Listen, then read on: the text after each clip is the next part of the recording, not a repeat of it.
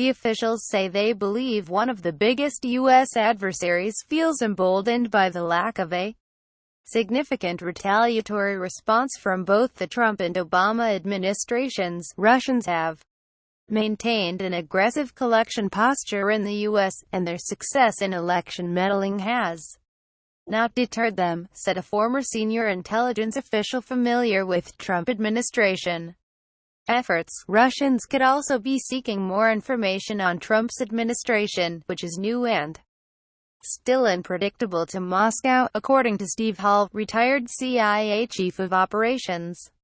Whenever there is a deterioration of relations between countries, the espionage and intelligence collection part becomes that much more important as they try to determine the plans and intentions of the adversarial government, Hall said. Since the November election, U.S. intelligence and law enforcement agencies have detected an increase in suspected Russian intelligence officers entering the U.S. under the guise of other business, according to multiple current and former senior U.S. intelligence officials. The Russians are believed to now have nearly 150 suspected intelligence operatives in the U.S., these sources said. Officials who spoke to CNN say the Russians are replenishing their ranks after the U.S. in December expelled 35 Russian diplomats suspected of spying in retaliation for election meddling. The concerning point with Russia is the volume of people that are coming to the U.S. They have a lot more intelligence officers in the U.S. compared to what they have in other countries. One of the former intelligence officials says the FBI, which is responsible for counterintelligence efforts in the U.S., would not comment for the story, fueling law enforcement. Officials' concern is that the Russians are targeting people in the U.S. who can provide access to classified information, in addition to ongoing efforts to hack the U.S. government for intelligence.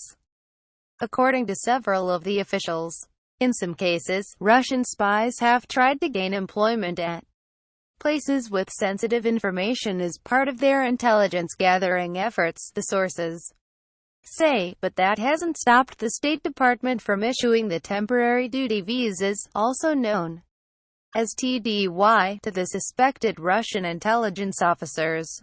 U.S. intelligence officials who spoke to CNN expressed concerns about the number of temporary visas the State Department has issued to Russian travelers.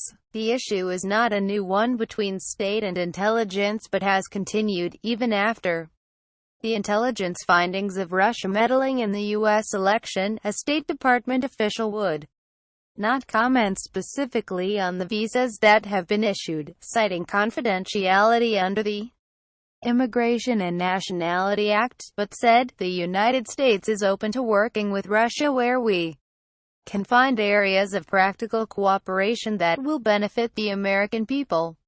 The official adds, "Where we do not see eye to eye with Russia, the United States will continue to stand up for the interests and values of America, our allies and our partners." DHS would not comment on the Russia visas specifically but said there is an extensive process for granting visas. The visa process involves multiple security checks, including screening of applicants against a wide array of criminal and terrorist databases to verify the individual's identity and to detect derogatory information that might lead to an inadmissibility determination, as well as an in-person interview with the applicant, according to a statement explaining the process. Former State Department spokesperson Rear Admiral John Kirby says it's a complicated issue.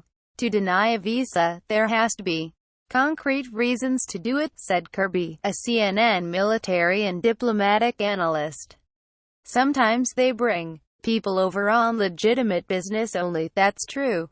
But sometimes the spies they send over here come wrapped inside the veneer of legitimate business. They blur those lines pretty well. And that's one way they try to get around the visa issue. In some cases, the FBI uses surveillance to track the suspected Russian intelligence officers as part of a counterintelligence effort. That's how the U.S. was able to identify and expel the 35 Russian diplomats last December, officials explained.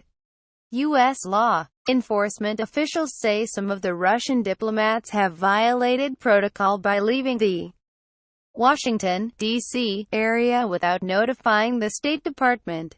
Russia has similar rules in place for U.S. diplomats in Russia. The issue was alluded to in a recent exchange between Republican Sen. Tom Cotton of Arkansas and Bill Priestap, the FBI's assistant director of the counterintelligence division, during a hearing about Russia on Capitol Hill. Does it complicate you and your agents' efforts to conduct your counterintelligence mission, to have Russian nationals wandering around the country more than 25 miles outside their duty assignment? Cotton asked. Priestap responded, "Sure. If that were to happen, that would absolutely complicate our efforts." One flashpoint in U.S.-Russia relations. The U.S. shut down Russian diplomatic compounds in December that U.S. officials believe were outfitted with sophisticated surveillance equipment targeting U.S. military and civilian infrastructure. Russian officials have pressed the U.S. to return the facilities in a bid to improve relations. One former administration official said that the U.S. even watched as Russians removed suspected surveillance equipment from the compounds when they were evicted. Russia has denied the compounds were being used for intelligence gathering. A spokesperson for the Russian embassy in Washington did not respond to requests for comment, even after the meddling in the U.S. elections in 2016. The U.S. has been slow to take measures to respond to the intelligence threat. Current and former U.S. officials say partisan political disagreements over the Russian activity, and President Donald Trump's reluctance to accept intelligence conclusions about Russia meddling in the election, has slowed efforts to counter the threat, current and former officials say. U.S. intelligence is also uneasy about ongoing Russian efforts to infiltrate U.S. infrastructure. At a May Senate hearing on national security threats, top intelligence officials expressed concerns that the widespread use of cybersecurity software in the U.S. made by Kaspersky Labs based in Moscow could be used as a tool to accomplish that. The Russian-based company's antivirus products have become popular in the U.S. consumer market, but now U.S. government agencies are concerned that Russian security services may be able to use the software for espionage or to help access otherwise secure networks, according to U.S. officials briefed on the matter. Kaspersky products are also commonly used in equipment bought by U.S. government agencies. The top officials from the FBI, CIA, Defense Intelligence Agency and the National Security Agency all testified at the May hearing that they wouldn't allow Kaspersky software in their computer networks. But U.S. government contractors may still use the products.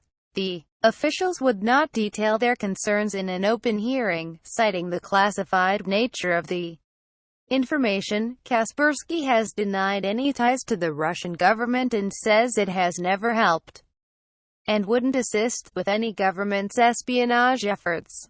In a statement to CNN, Kaspersky Lab says, as a private company, Kaspersky Lab has no ties to any government, and the company has never helped, nor will help, any government in the world with its cyber espionage efforts.